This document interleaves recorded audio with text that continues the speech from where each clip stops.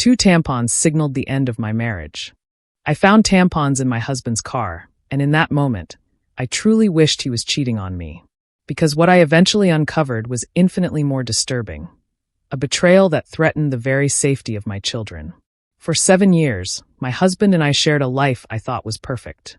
We were married for 4, had 2 beautiful kids, and he even joked we were still in our honeymoon phase. I had absolutely no reason to doubt him, no hint of infidelity, nothing. Until last month. I was buckling our daughter into her car seat, just a regular Tuesday, when I spotted something tucked between the cushions. I assumed it was a forgotten toy or a snack wrapper, so I reached in to pull it out. But the moment my fingers closed around the object, I knew. That familiar cylindrical shape. A tampon. Confusion, cold and sharp, immediately washed over me.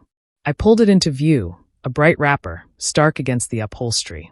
This wasn't just unusual, it was impossible. I've had an IUD for over a year. My period stopped ages ago.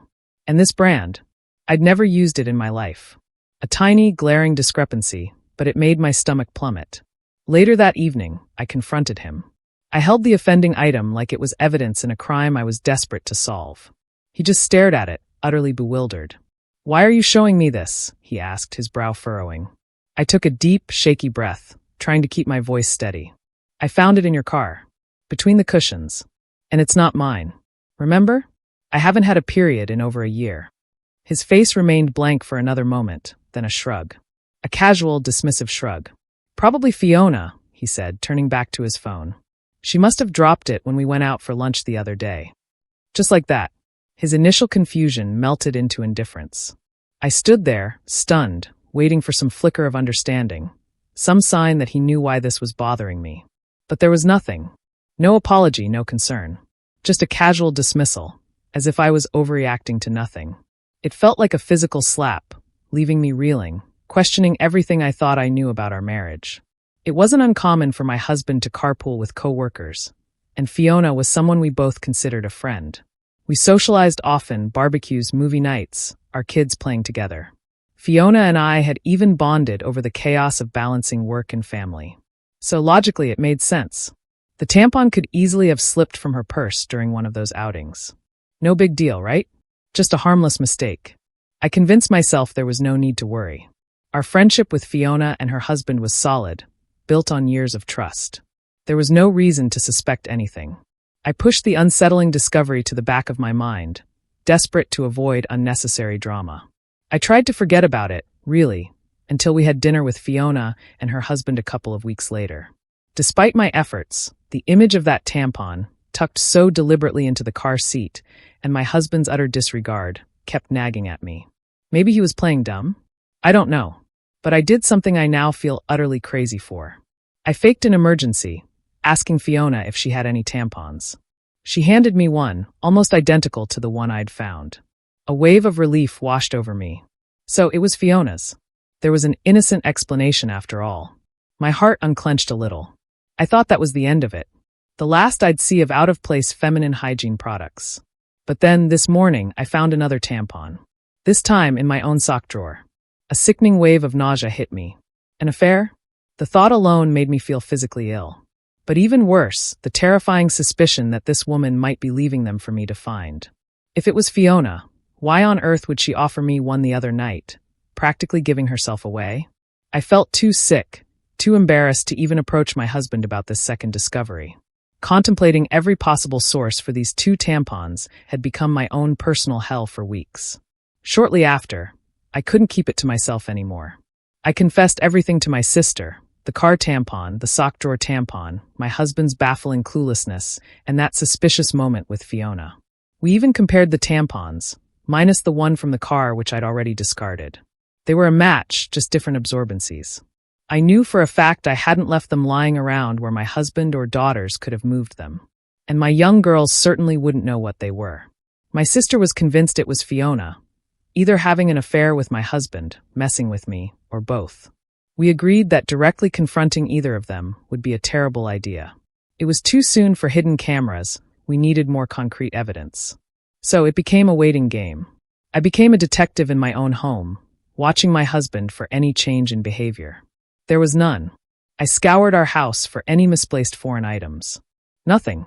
My brother-in-law even suggested watching the girls for any new friends they might have met. He believed that if anything truly suspicious was happening in or around our home, it would be almost impossible to keep from me and the girls, especially since my husband handled most of their daycare and activities during the week. That gave me some strange, fleeting comfort. By the way, if you're still with me, make sure to hit subscribe. More unbelievable stories are coming. My resolve to put the tampon fiasco behind us almost solidified when our younger daughter, who's 2, came down with something last week. I wanted to be the one home caring for her, but my husband insisted I stay at work while he took the time off. My sister and her husband saw it as a good sign, a devoted husband taking immediate charge. For a few days, I was just happy to see our daughter recovering, and my husband playing the attentive parent. But then, toward the end of that week, I came home to something utterly strange. The toddler I'd left that morning in old pajamas was now dressed in a onesie I'd never seen before, with a tiny clip in her hair. My memory isn't perfect, but I have a strong sense of what my kids wear. More importantly, I had sworn off full-length sleep suits with front snaps long ago. They're just a pain for diaper changes. It wasn't something I would ever dress her in, and my husband knew it. He doesn't buy the girls clothes, and he certainly doesn't accessorize them. I was bewildered, even floored, at the thought of someone else being around my sick child without my knowledge. I didn't think twice. I went straight to my husband, asking if anyone had been over. He looked confused, just like before. "Why would you think that?" he asked. "It's just been me and the kids all day." I asked him again calmly if anyone had even stopped by to say hello. He denied it, then told me to calm down. I might have exploded right then and there, but our older daughter was in the room, and she sensed the tension. So, in a voice I forced to be calmer, I asked him a third time if anyone had been around our children. He swore they hadn't been with anyone but him. He even denied buying new clothes or doing anyone's hair. With my daughter there and my emotions a complete mess, I decided to drop it. I couldn't make sense of it then, and honestly, it seems hardly clearer now after weeks of driving myself half crazy with explanations that just don't add up.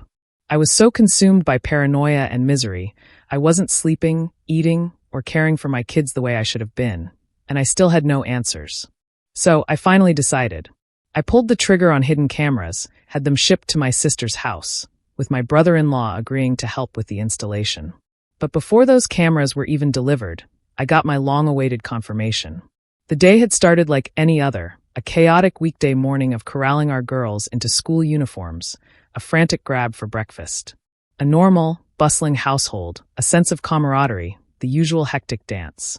After dropping the girls off, my husband and I headed to our jobs, counting down the hours until we'd be reunited with our little ones. But there was a strange, unsettling feeling I couldn't shake. It only intensified when my phone buzzed with a ring notification, motion at the front door. I clicked on the video clip, half expecting a delivery person or a neighbor. What I saw next left me utterly, completely stunned. There, on my doorstep, was a young woman, holding my youngest daughter's hand, leading her into our house. My husband and our older daughter trailed close behind. My heart hammered against my ribs, my mind struggling to process. The girls were supposed to be at daycare. My husband was supposed to be at work. And the woman? As far as I knew, she was living 2 states away, with a court order keeping her there. Yet, here she was in our home, with my husband and our children. A cold wave of panic washed over me. Was this a mistake? A misunderstanding? Or something far more sinister? A knot formed in the pit of my stomach as the horrifying realization dawned. The answers were going to be far more troubling than I could ever have imagined. I stared at the screen in disbelief, blood pounding in my ears, watching a nightmare unfold before my eyes. The woman on the footage, the one I hadn't seen in years, leading my daughter into our home, was my sister-in-law. Speechless. Disbelief. A desperate hope for a mistake, an innocent explanation. But as reality crashed down, a tidal wave of pure, unadulterated anger surged through me, threatening to consume everything. With trembling fingers, I grabbed my phone, heart racing, and dialed my husband. I needed answers. Now. He didn't pick up. I called again. And again. By the 5th or 6th call, he finally answered. He probably knew, even in his stupidity, that he'd been caught, that the ring notification would have tipped me off. It turned out this woman, my sister-in-law, was the likely source of both tampons, the onesie and the bow. She was also a registered individual with a history of abuse, a recovering addict who'd spent years coercing another family member into silence after abusing them. I hadn't seen or heard from her in years. My husband had always spoken of her as if she was long gone from our lives. But here she was in our house with our children. It wasn't just the shock of seeing her after years of silence that left me reeling. It was the crushing realization of what her presence truly meant. My sister-in-law, fresh off another stint in rehab, was the last person I expected to find sneaking into our lives, especially under such clandestine circumstances. The gravity of the situation hit me like a ton of bricks. This wasn't about a random tampon or a harmless mistake. This was about deception. This was about betrayal at the deepest, most gut-wrenching level. Suffice to say, I was livid. It wasn't an affair at all, and yet somehow it felt infinitely more disgusting, knowing who it was and why all of this had been happening. Apparently, my sister-in-law wanted to reconnect and make amends with people she'd hurt, and my husband was high on that list. The bitter irony of her attempting reconciliation through deceit and intrusion was not lost on me. My husband, terrified I'd keep her or worse, our children away from her, had been meeting her in secret. Often at our house when I was at work. They'd even used the garage entrance to avoid the front door Ring camera. The sheer level of planning, the cold, calculating secrecy involved, made my skin crawl. She had spent the night on a weekend I was on a business trip, sleeping in our bed. The very thought of her in our home, in our bed, made me feel utterly violated. She'd babysat our girls on a night my husband told me he'd dropped them off at his parents'. The casual way he'd lied to me, the ease with which he'd kept this secret, made me question everything I thought I knew about him. She bought the girls clothes and dressed my youngest in that onesie and bow, the